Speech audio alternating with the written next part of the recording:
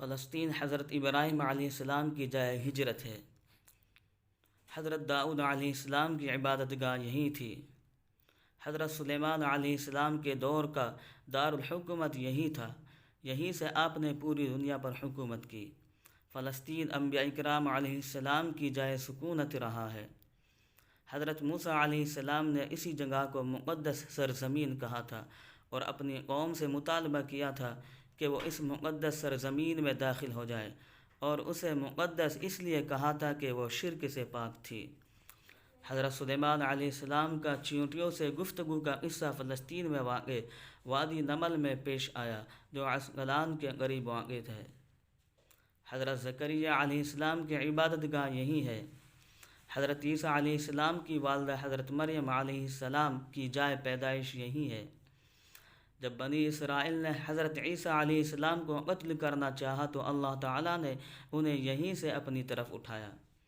قرآن مجید میں طالوت اور جالوت کا واقعہ مذکور ہے، جو کہ فلسطین میں پیش آیا ہے۔ حضرت عیسیٰ علیہ السلام کی پیدائش کے موقع پر حضرت مریم علیہ السلام نے جس کھجور کے درخت کی ایک ٹہنی کو ہلایا وہ اسی جگہ تھی۔ نماز کے فرض ہونے کے بعد ابتدا میں قبلہ بیت المقدس کی طرف تھا۔ جب حضور اکرم صلی اللہ علیہ وسلم نے مدینہ طیبہ ہجرت فرمائی تو حضرت جبرائیل علیہ السلام تشریف لائے اور حکم دیا کہ اب بیت المقدس کے بجائے بیت اللہ کی طرف آپ کا قبلہ ہے۔ قیامت سے قبل حضرت عیسیٰ علیہ السلام شام میں آسمان سے ایک سفید مینارے پر اتریں گے اور فلسطین میں باب لد کے قریب دجال کو قتل کر دیں گے۔ یہی انبیاء اکرام علیہ السلام کو نماز پڑھائی، کیونکہ بیت المقدس انبیاء اکرام علیہ السلام کی جائے قیام ہے۔ حضرت ابوبکر رضی اللہ عنہ جب خلیفہ بنے تو انہوں نے جزیرہ عرب میں مرتد ہونے والوں لوگوں کے مقابلے کے لیے لشکر بھیجے تاکہ انہیں صحیح اسلام کی طرف لوٹائے۔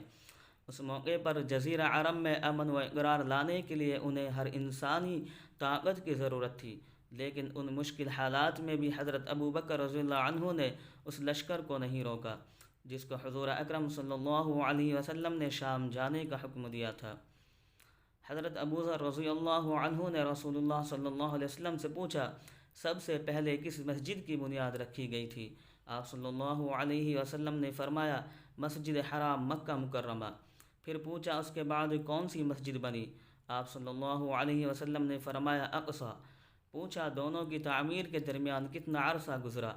آپ صلی اللہ علیہ وسلم نے فرمایا، 40 سال۔ حضور اکرم صلی اللہ علیہ وسلم کو معراج کی رات میں آسمانوں سے پہلے بیت المقدس لے جایا گیا۔ بیت المقدس آپ کی پہلی منزل بنا۔ مکہ مکرمہ سے روانہ ہونے کے بعد آپ یہاں ٹھہرے۔ حضرت عمر فاروق رضی اللہ عنہ اپنی خلافت کے زمانے میں فلسطین کے علاوہ کسی ملک یا شہر کی فتح کے موقع پر مدینہ منورہ سے باہر نہیں نکلے، البتہ فلسطین کی فتح کے موقع پر وہ خود تشریف لائے اور صلح کر کے اسے فتح کیا، یہاں نماز پڑھی، چابیاں وصول کی، اس وقت رومیوں کے ظلم سے عیسائیوں کو نجات دلائی۔ فلسطین اور شام میں لگ بھگ 5000 صحابہ اکرام رضی اللہ عنہم شہید ہوئے ہیں، جو بیت المقدس کو فتح کر کے اسے رومیوں کے ظلم سے آزاد کرنا چاہتے تھے۔ یہ شہداء انبیاء اکرام علیہ السلام کی سرزمین ہے۔ دوسری بار سن 583 ہجری میں سلطان صلاح الدین ایوبی رحمۃ اللہ علیہ نے اسے فتح کیا۔ یہ جمعہ کا دن تھا۔ بیت المقدس کا یہ نام قرآن کریم کے نازل ہونے سے پہلے کا ہے۔ جب قرآن نازل ہوا تو اسے مسجد اقصی کا نام دیا، اور اس کی امتیازی پاکیزگی کی وجہ سے اسے مقدس کہا جاتا ہے۔ مسجد اقصی کی اہمیت حرمین شریفین مکہ مکرمہ اور مدینہ منورہ کی طرح ہے۔ اللہ تعالیٰ نے مکہ مکرمہ و اقصی مقدس دونوں مقامات کا ایک ہی جگہ تذکرہ فرمایا ہے۔ والتین والزیتون وطور سینین وہذا البلد الامین، قسم ہے انجیر اور زیتون کی، اور صحرائے سینا کی، پہاڑ طور کی، اور اس امن و امان والے شہر کی۔ حضرت عبداللہ بن عباس رضی اللہ عنہ فرماتے ہیں، تین سے مراد شام کی سرزمین ہے، زیتون سے مراد فلسطین کا علاقہ ہے، اور طور سینا مصر کا وہ پہاڑ ہے جس پر اللہ تعالیٰ نے حضرت موسیٰ علیہ السلام سے گفتگو فرمائی تھی، اور بلد الامین سے مراد مکہ مکرمہ ہے۔ مسجد اقصیٰ میں ایک نماز کا ثواب 500 گنا بڑھا دیا جاتا ہے۔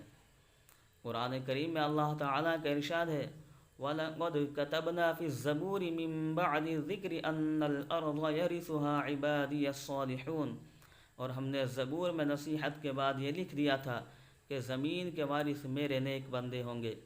ایک قول کے مطابق امت محمدیہ ہی اس مقدس زمین کی وارث ہے۔